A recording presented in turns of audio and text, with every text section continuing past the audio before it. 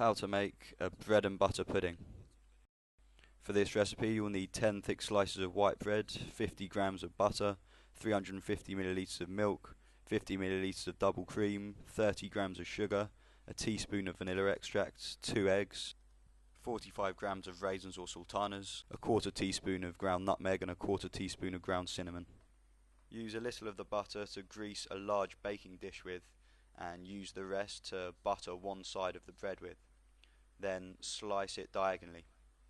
Spin it round and slice it diagonally again so that each slices into 4 pieces. Then proceed to put one layer of bread on the bottom of the greased dish. When this is done, scatter on a layer of raisins. A nice addition to the dish is to mix the zest of an orange into the pudding. If you choose to do this, scatter the zest with the raisins.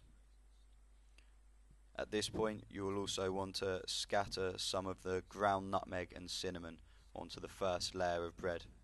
So do this now. Next, repeat. So use a layer of bread, scatter on a little more zest, then scatter some more raisins on top, and put on some more ground nutmeg and cinnamon. You may have enough bread left for a final layer, so add this on top. And finally repeat again with the zest, raisins and the nutmeg and cinnamon. Next you'll need to make the custard, so add the milk and the cream to a pan and heat it gently. You do not want it to boil, but just for it to heat up.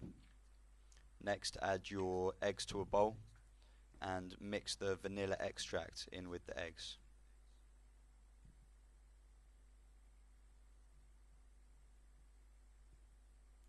Now add half of the sugar to the eggs and vanilla and give it a whisk up. When this is done, take the milk from the heat and whisk in half. When it's well whisked, add the remaining hot milk. When it's all mixed up together, cover the surface of the bread, then scatter on the remains of your sugar over the surface of the bread pudding. Press down the pudding surface into the custard mix and put it into the oven at 180 degrees for 40 to 45 minutes until its surface is golden brown. Serve the pudding hot with custard, ice cream or cream.